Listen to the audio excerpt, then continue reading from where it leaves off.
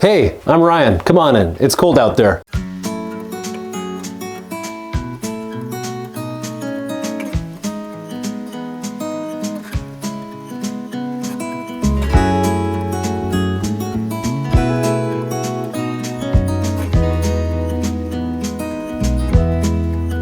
What's up, guys? We are back here checking out another really cool Airbnb. We're here with a local Superhost, Ryan Groeneweg. He's going to show us around this historic Airbnb located in the heart of Anchorage.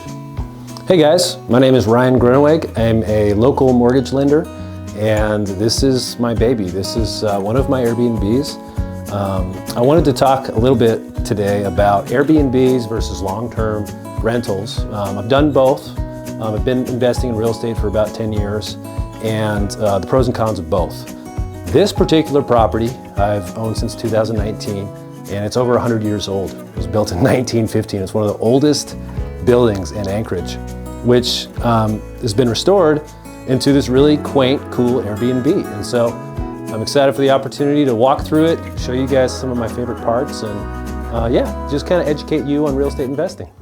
So I have a lot of favorite parts of this cabin. It really is dear to me. We've put a lot of effort into creating it, my family and I.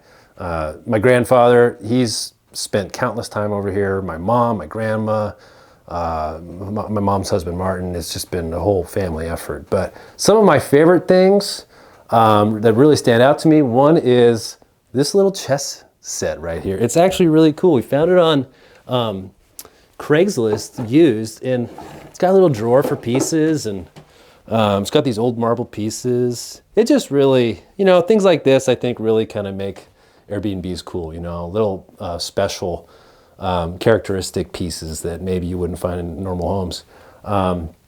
We wanted to keep an Alaskan vibe, right, to everything. So even like the coat hangers for our guests, they're like pieces of bone or pieces of horn. We've got the gold pan, the guy panning for gold there. Of course, we have, what would an Alaskan Airbnb be without a moose rack, right? So this is actually consistent in all my Airbnbs, as I try and keep a moose rack or other just Alaskan themed pieces in there, because I find that not only do tourists really appreciate these things, but even locals, when they want to get away from home, a little quaint cabin like this, maybe that's just what they wanted for a nice romantic date night for, him and her. So another one of my favorite parts, probably my number one favorite part of this cabin, is the floors. So I don't know if you can quite see, but these are the original wood floors from 1915, over 100 years ago. When I bought this place, it had multiple layers of linoleum, and then it had carpet. So you come in here and it was set up like an office. It was used as a lawyer's office, actually.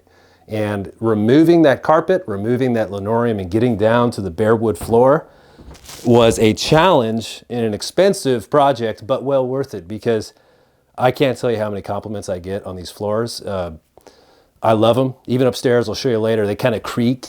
It's fun, and people love it. It's got an old fireplace here, old wood-burning hearth you can see.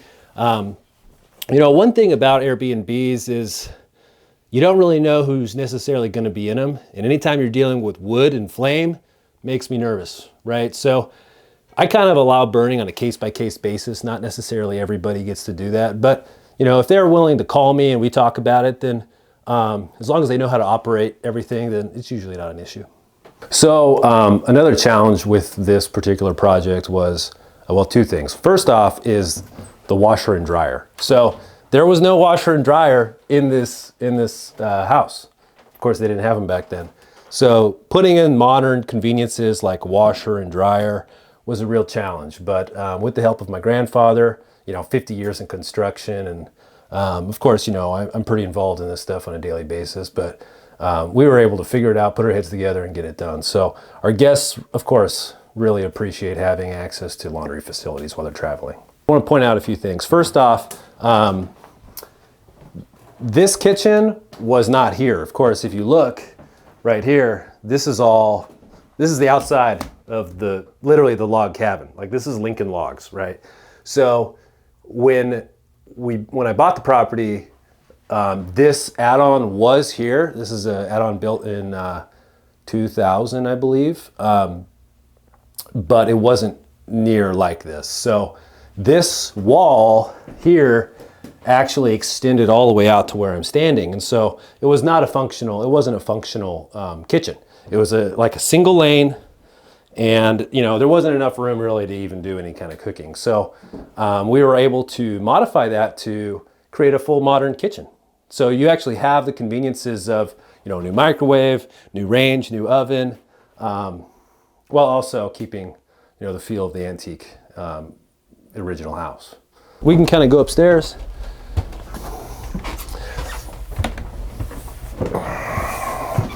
Oh man, I gotta show you this this quilt. So this quilt right here was actually gifted to me by the old owners, who I still keep in touch with. They're awesome people. And so this has the 9 original historical log cabins. And the only one left standing is this one, and it's right here in the middle. And they got this at a First Friday event. The person who made it is actually on the back, but it was such a special gift because now it hangs here, and it's really cool because the rest have all fallen down over the years. But this one, there's been a lot of work and money put into this to keep it standing, and it's really cool that they were able to give me something this special. So yeah, it's probably one of the most treasured items in this house for sure for me. Find the creakiest spot. There's not that many left. We kind of, trying to make the floor creak, but just kind of walking around, you can hear it. It really adds to the charm. In the process of refinishing this floor, we had talked about, really securing it, and we did our best for safety, of course, and to maintain the stability of the floor. But the reality is you can never take all the creaks out. It's always going to be there, and I'm not mad about it. People love it. When they get a house like this, they kind of know what they're getting into, and it's really the charm of the home is, the creaky old 100-year-old floors, the old wood-burning fireplace. It's really a place that you have to walk in to appreciate the charm, and it's almost like an energy, like a feeling. Like you walk in and you're like, ooh, there's a lot of respect here in something this old. So I've spent a lot of time here working on it, and I definitely respect it, that's for sure. Well, this room's kind of cool because, you walk in here and my first thought's like, what am I going to do with this space? You've got a giant chimney running right through the middle of it, right? But when you're talking about Airbnbs, you want to think utility and bunk beds. And in this case, went with a day bed because it allows you to cater towards families. People, instead of having two beds, now you can put kids in here, right? So it's kind of like a kid's room / utility room. So I was able to stumble across this bad boy online, and I think it's called the day bed. So you basically pull it out here on the bottom like that, and then there's a lever system that allows it to raise up to that level. And so you can either, of course, sleep like a full couple on it, keep it low, or just have 2 different kids on it. And so for those of you that are interested in Airbnbs, you want to think utility. You want bunk beds, you want day beds, you want things that allow you to get that extra person, because maybe they're looking for 4 people instead of 3, or 3 instead of 4. And I'll point out downstairs too, the couch actually pops up and pulls out into another full bed. So you don't want to overpack your Airbnb, because that's how problems sometimes happen, but being able to cater to people it helps you get more bookings for sure. So I had talked about how the couch here actually pulls out. I stumbled across this thing again on Facebook Marketplace. I love shopping for used stuff because you just get a better bang for your buck, and there's all this cool furniture. This thing is a godsend because not only does it pull out, but this opens up for blanket storage, right? So I keep a lot of my bedding in here for everybody, and it's easily accessible. But in addition to that, of course, this pulls out like that, and then it pops up just like upstairs, so that you can have, you can sleep 1 or 2 more people on this couch. You know, it's just that added utility in case, you know, maybe the husband gets kicked in the doghouse and he's got to sleep downstairs. It's an option. The old owners of this house, which I mentioned before, the Middletons, Joyce and Timothy Middleton, they were very generous. They gave me not only that quilt upstairs, but they also gave me this newspaper write-up. And in it, it talks about how the house was built in 1915 by this guy named Smith Higgins. And it was used as a tailor shop for years. Back when it was all, you know, tent city. This is probably even well before tent city. But it was used as a tailor shop. And this house, it's kind of like the Up House. And I don't know if you've seen the movie Up, but it's zoned actually for business use. And so the Middletons ran their law firm out of this house. When I first bought it, it had, you know, low mat, like business industrial carpet. It had fluorescent business lighting in here. And of course we changed all that to create the more residential feel to be used for an Airbnb.